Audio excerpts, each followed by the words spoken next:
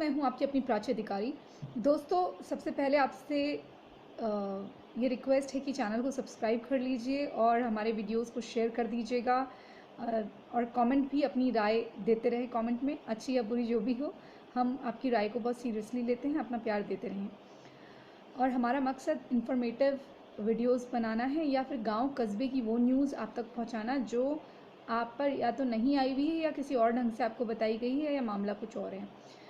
और आप भी अगर आपके गांव या कस्बे में कोई ऐसी न्यूज़ है जो आप हमें बताना चाहते हैं तो उसके बारे में विस्तार से हमारे ईमेल एड्रेस पे लिख दीजिए। हम उसके बारे में अवश्य यहाँ पर बात करेंगे। तो मैं आज जो आपको एक कहानी सुनाने जा रही हूँ वो है मनसुख हिरेन की। शुरुआत होती है मनसुख हिरेन जिन्हें आज तक जिन्हें कुछ समय पहले तक कोई भी नहीं जानता था। मार्च 5 से पहले या शुरुआती मार्च का दौर 2021 का कोई नहीं जानता था उन्हें। मनसुख हिरेन कौन है, उनकी ज़िंदगी क्या है, किसी को लेना देना नहीं था। अचानक से एक दिन जो मुकेश अंबानी हैं उनके घर के बाहर एक कार मिलती है। कार संदिग्ध परिस्थितियों में पाई जाती है। कार के अंदर जेलेटिन की छड़ें निकलती हैं, 25 छड़ें लगभग, जिससे वो पूरी जो बिल्डिंग थी उनकी वो गिराई जा सकती थी। उसके आसपास के 10-15 मकान और भी क्षतिग्रस्त हो सकते थे। जो भी वहाँ पर प्रॉपर्टीज़ थी वो एक पूरा इलाका क्षतिग्रस्त करने का मादा रखते थे, उतना वो विस्फोटक वहाँ पर था। और वो जेलेटिन की जो छड़ें होती हैं वो इस तरह से नहीं मिलती हैं। तो जब मामले की इंक्वायरी हुई, भैया ये किसकी कार है, किसकी एसयूवी है, तो हाथ पहुँचे मनसुख हिरेन तक। मनसुख हिरेन जो कि एक व्यापारी थे, हंसमुख स्वभाव के, जैसा कि उनकी पत्नी उनके बारे में बता रही थी, जिंदा दिल इंसान। उनको इस मामले में उनका रोल सामने आता है। अब वो रोल क्या था कि कार उनकी थी। सबने सोचा कार उनकी है तो भाई क्या पता यही जिम्मेदार हों। तो इंक्वायरी होने लगी तो इसकी जो जांच है वो सचिन वाजे नाम के ऑफिसर को दे दी गई। अब सचिन वाजे कौन है? जो 90s के दशक में, यानी कि 90 के दशक में कुछ आपराधिक आतंकवादी जो कांड हुए थे उसमें उनके इन्वॉल्वमेंट और हिरासत में लेकर, यानी इन्वेस्टिगेशन के दौरान किसी की मौत हो जाने से उसमें उनका नाम आया था। तो उनको वहाँ से निकाल दिया गया था, सस्पेंड कर दिया गया था। ये एक गजब बात है कि किसी आदमी को जब सस्पेंड कर दिया जाता है किसी आदमी को जब सस्पेंड कर दिया जाता है तो सस्पेंशन के इतने सालों बाद वो पार्टी जिसके लिए वो जिसको ज्वाइन कर चुका होता है, शिवसेना को, वो जब पावर में आती है तो अचानक से मुंबई में अच्छे ऑफिसर्स की कमी हो जाती है। ये कहना था मुंबई पुलिस कमिश्नर धर्मवीर सिंह जी का कि भाई जो उन्होंने जो अपील करी उसमें लिखा था कि भैया अच्छे ऑफिसर्स की कमी हो गई है, इसलिए हमें कुछ ऑफिसर्स चाहिए वापस। तो उनमें एक अच्छे ऑफिसर कौन थे? ये थे अच्छे ऑफिसर। कि अच्छे ऑफिसर्स की कमी है मुंबई महाराष्ट्र पुलिस में। तो देखिए ना, क्या एक संजोग है कि शिवसेना का सत्ता में आना और इनका 2008 से इसमें काम करना। मतलब एक ऑफिसर, एक आदमी कहीं से निष्कासित हो गया है, निलंबित हो गया है, उसके बाद वो कुछ और काम करने लगा है, लेकिन कुछ सालों बाद उसकी ही पार्टी, अगर जिस पार्टी को उसने ज्वाइन करा है वो अगर सत्ता में आ जाती है तो उसको वापस ले लेती है कोई बहाने से। चलिए ठीक है, ये तो खैर महाराष्ट्र तो भैया कुछ भी पॉसिबल है। कोई आपको मारे या लूटे या कहीं ऊपर बिल्डिंग से फेंक दे या आपका बलात्कार कर दे, आपको गैंग रेप कर दे, आपको गला काट के मार दे, लेकिन होता वो सुसाइड ही है। सुसाइड की थ्योरी आती है। तो पुलिस जो है घटनास्थल पे पहुंचती है। क्राइम ब्रांच के जो अधिकारी हैं वो जो सचिन वाजे हैं, वो सबसे पहले 5 मार्च को जब बॉडी मिलती है 10:30 बजे, थाने के मुमरा की खाड़ी से बरामद होता है उनका शव, जो मनसुख हिरेन थे। जो उसके मालिक थे। तो भाई तब वहाँ से एक सनसनीखेज तरीके से इन्वेस्टिगेशन की शुरुआत होने लगती है, सनसनी फैलती है, पूरे मीडिया अलर्ट हो जाता है। 4 मार्च को मनसुख हिरेन अपने घर से निकले, ये उनकी पत्नी ने जो कहा है उसके अनुसार मैं बता रही हूँ। उनको कांदिवली थाने से किसी तावड़े नामक आदमी का फ़ोन आया, जो कि अभी इन्वेस्टिगेशन में आ गया है कि भाई वो तावड़े नाम का नहीं, कोई और व्यक्ति था जिसके मोबाइल से फ़ोन आया था। कोई मंत्री का नाम आ रहा है, उनका नाम अभी मैं नहीं लेना चाहूँगी क्योंकि सचिन वाजे का तो नाम ओपनली लिया जा रहा है। फिर ये पुलिस स्टेशन से कॉल आया नहीं आया, इन्वेस्टिगेशन एजेंसीज ने अभी तो ये सब देख लिया है कि क्या है। घर वालों को ये बताकर कि भैया पीएस में जाना है, यानी कि पुलिस स्टेशन में जाना है, वो घर से निकलते हैं। अब घर से निकलते हैं, उनका फिर कुछ शाम को उनका फ़ोन नहीं मिलता, और दूसरे दिन जो घटना होती है आपको पता ही है कि लाश जब मिलती है कीचड़ में सनी हुई, और ये पालघर से लगा हुआ, मतलब ये पालघर के अंदर आता है ये इलाका, ये कहा जा रहा है कि पालघर के आसपास ही आता है।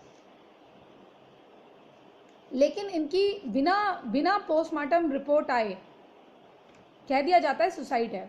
जैसे आपको मालूम होगा ना सुशांत सिंह राजपूत का केस, वो सुसाइड कह दिया जाता है। हालांकि मारपीट के कोई बॉडी में निशान नहीं थे, ये उन्होंने कहा। हत्या का कोई एंगल नहीं बनता, इसलिए हम कह रहे हैं पोस्टमार्टम आने से पहले की बात है, ये पोस्टमार्टम रिपोर्ट आने से पहले। उसके बाद जब पोस्टमार्टम रिपोर्ट आती है तो उन्होंने ये कहा कि बॉडी 10 घंटे पहले जो है इसकी हत्या हुई होगी, जो लाश मिली है उसके 10 घंटे पहले इसकी हत्या हुई होगी। इसका मतलब रात को 12 बजे के आसपास 5 तारीख को ही, ये जब दूसरा दिन लगता है, रात को ही 12 बजे मार दिया गया होगा। और या तो इनके हाथ पैर किसी ने बांधे होंगे तो अपनी जान बचाने के लिए कूदे होंगे, लेकिन जान बचाने के लिए भी अगर कोई कूदता तो मुंह में अपने 5 रुमाल बांध के तो कूदता नहीं। वो 5 रुमाल ठूस के, मास्क बांध के, फिर हाथ बांध के, तो हाथ तो चलो किसी और ने बांध दी, लेकिन ऐसे तो नहीं कूदता ना, और वो भी कीचड़ में। जिस आदमी को अच्छी तरह से तैरना आता हो, सब कुछ आता हो, हम मान लिया कि उसके हाथ पैर बंधे, लेकिन मुंह में कपड़ा बांध के तो रुमाल, जो चश्मदीद थे उनके अनुसार वहाँ पर उनके मुंह में 5 से 7 रुमाल थे।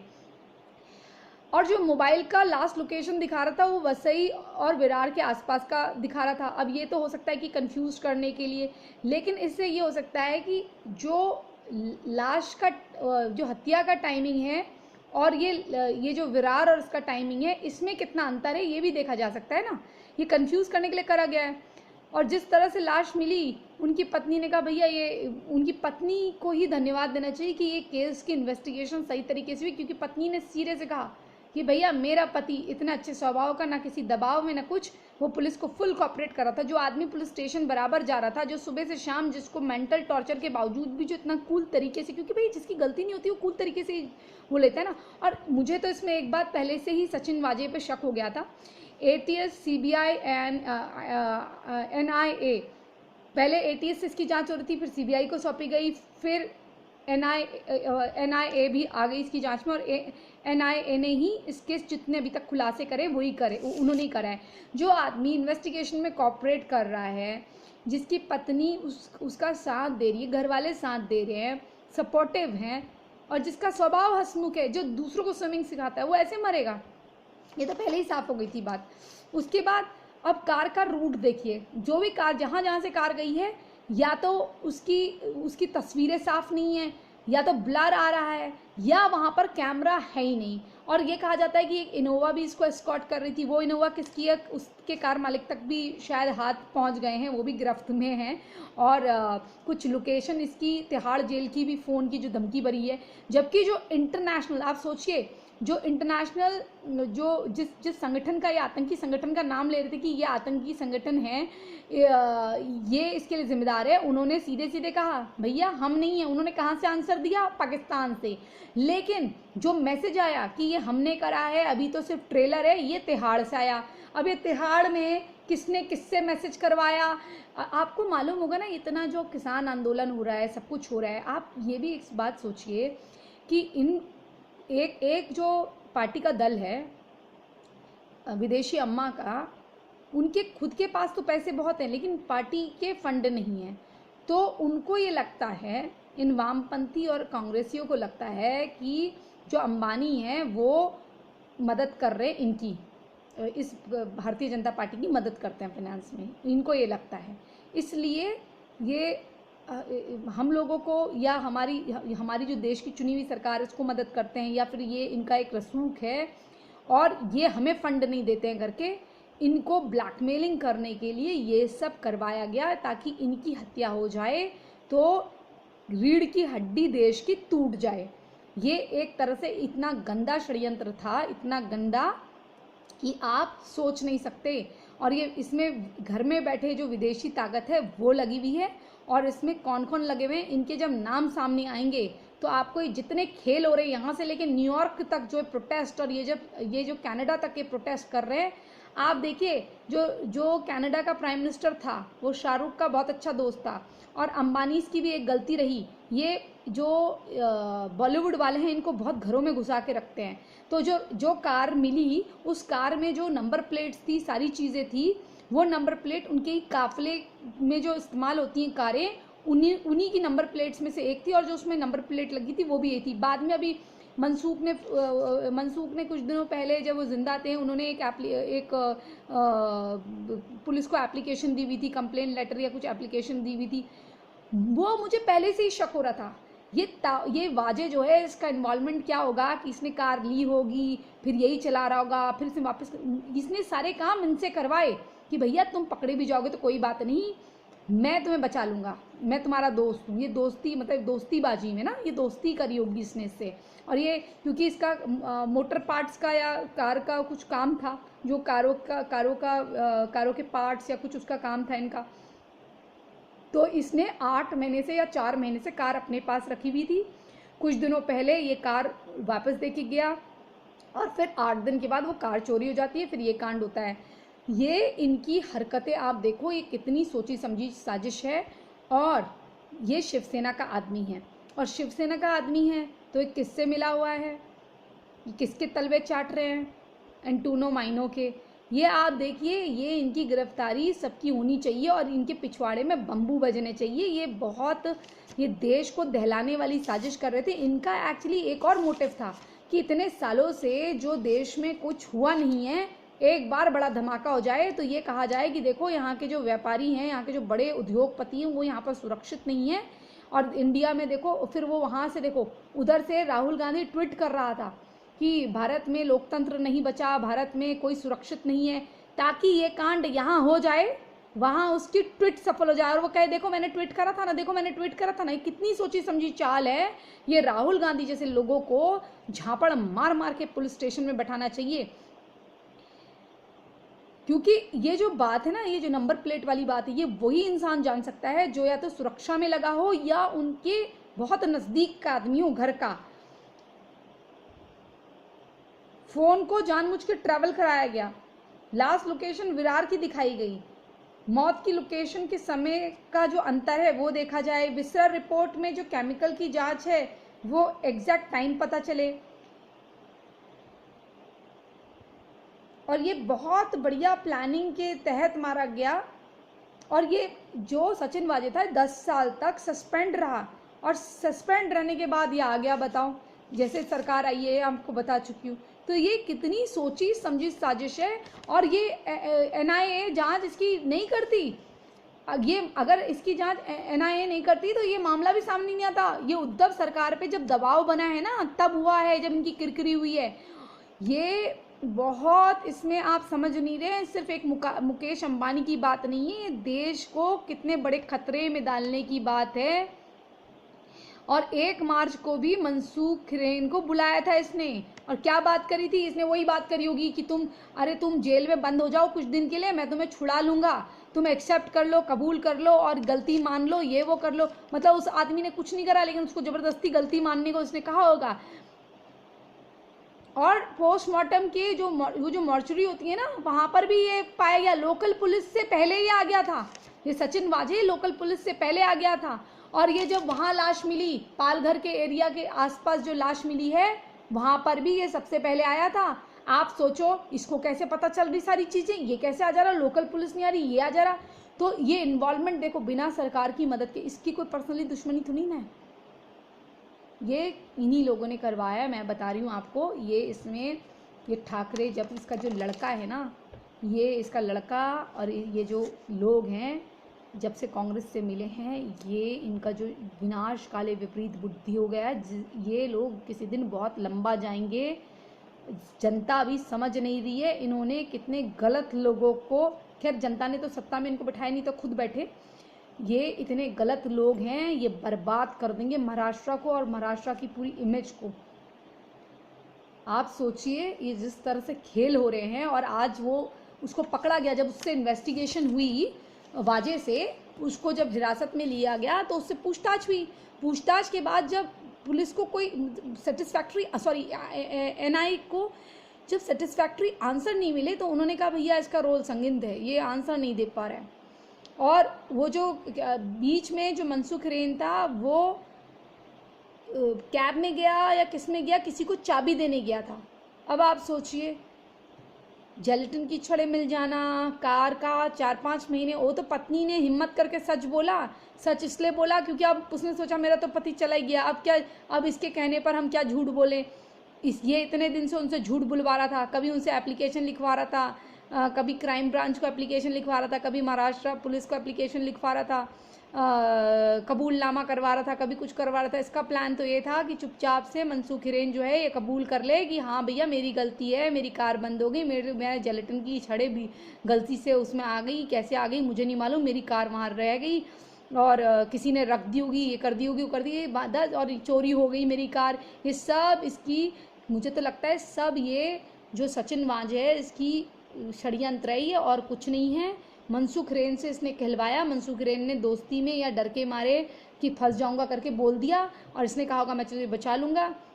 बचाना कुछ नहीं था, एक्चुअली ये कांड करवाने के बाद उसको पीछे से मरवा देना था ताकि उसकी मौत के साथ सब कुछ ही बंद हो जाएगी। हाय वो तो मर गया, उसने सब कुछ करा था और वो उन लोगों ने कह दिया कि भाई ये तो उस संगठन ने करा है। इसका पहले भी आतंकवादी संगठन के साथ नाम कुछ ऐसा आया था, तो उसी के बाद इसकी साजगाह मतलब इसका जो है निलंबन हुआ था, इसको निष्कासित करा था जॉब से। और उतने साल बाद मैंने आज तक अभी तक तो नहीं सुना था कि 10 साल बाद कोई ऐसे सरकारी नौकरी पे इस तरह से चला गया। भैया ये तो वहीं हो सकता है जहां आप हो, शिवसेना हो, यही लोग हैं। जैसे वो केजरीवाल इतने साल की नौकरी, मतलब 4-5 साल ही नौकरी करी ना शायद, उसने कितने साल करी, उसमें भी वो 2 साल ढंग से काम नहीं कर पाया, विदेशों में चला गया, कहाँ चला गया। अब इन लोगों का आप कितना क्या मॉडरेस ऑफ ऑपरेंडी है, ये देश को बर्बाद करना चाहते हैं। आप लोग समझिए, ये नहीं तो ये हमारे देश को खा जाएंगे। इतना बड़ा उद्योगपति जो इतनी जॉब प्रोवाइड करा रहा है, जिसकी वजह से हमारी इकॉनमी रहती है, और जो इतना दान दक्षिणा के प्रोग्राम मतलब लोगों के लिए, देखिए कितनी जॉब्स वो करते हैं, हमारे भारत का नाम करते हैं। इनको लगता है उनका बहिष्कार करेंगे या उनको मौत के घाट उतार देंगे। अरे क्या सोचते हो तुम। और सबसे पहले तो अंबानी को चाहिए, ये जो भड़ुए हैं ना, ये जो भांड पार्टी है, इसको घर के अंदर बुलाना बंद करें। जो इनकी बेटियों की शादियों में जो खान गैंग और ये सब गैंग जो इनके वो बांटता है ना, मैं तो आपको कह रही हूँ, जो वो है ना जो हकलाता है हकलट, वो भी, उसका भी बहुत बड़ा हाथ होगा इन सब में, मैं बता रही हूँ। अब वो कैसे बता रही हूँ, क्योंकि उसका पाकिस्तान से कनेक्शन रहता है। इंडिया में इतनी बाढ़ आती कुछ आती है, वो कभी दान नहीं देता। पाकिस्तान में बाढ़ आती है, वो वहाँ पर 5-10 करोड़ देता है। हमारे बद्रीनाथ केदारनाथ में बाढ़ आई, उसने 1 रुपया नहीं दिया।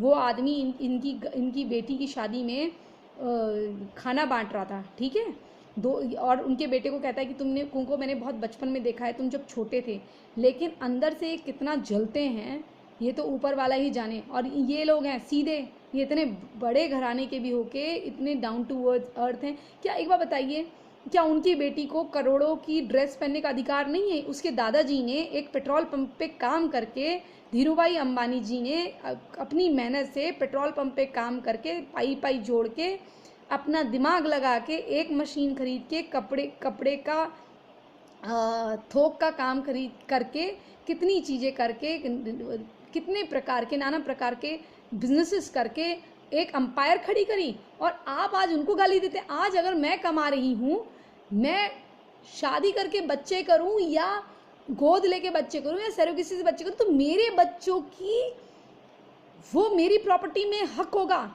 चाहे मेरा गोद लिया हुआ बच्चा हो, वो चाहे मेरे पैसों को पहने या आग लगा दे। अरे आपको क्या, ऐसे क्यों चिढ़ते हो भाई? किसी ने मेहनत करके कमाया है तो उनके हक नहीं है वो? और कोई भी आदमी अपने बच्चे को तो पहले देगा ना। तो लोग मतलब इतनी जलन, इतनी कुंठा क्यों है? ये लोग इतने लोगों को काम देते हैं। आप जानते हैं गुजराती व्यापारी कैसे होते हैं? आप अगर हमारे तो हिंदू सीखते नहीं है ना, स्टोन कटिंग का काम सीख लें, डायमंड कटिंग का अगर आप काम सीख लें, ये गुजरात में सिखाते हैं, तो इनको इतने ज़्यादा पैसे मिलते हैं। लेकिन इसमें क्या होता है? विश्वास, ये धंधा विश्वास पे चलता है। ये अपने एम्प्लॉयज़ को कहीं नहीं जाने देते ये लोग। इनके हर साल ये अपने एम्प्लॉय को एक फ्लैट और एक कार देते हैं, तो इनके एम्प्लॉय जो है करोड़पति होते हैं।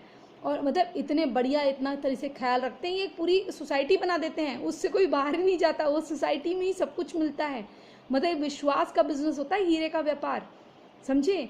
तो कम से कम अच्छी चीज़ों को देखिए। बिरला इतने स्कूल चलाते हैं, बाली ये क्या बोलते हैं, अंबानी इतने स्कूल चलाते हैं, और ये इतनी धर्मशालाओं को दान, टेम्पल्स को दान, चीज़ों को सरकार को विपदा में दान। ये जो हमारे वो चीज़ें होती हैं, जितनी दुर्घटनाएं होती हैं, प्राकृतिक आपदा होती हैं, उसमें दान देते हैं, उसमें डोनेट करते हैं।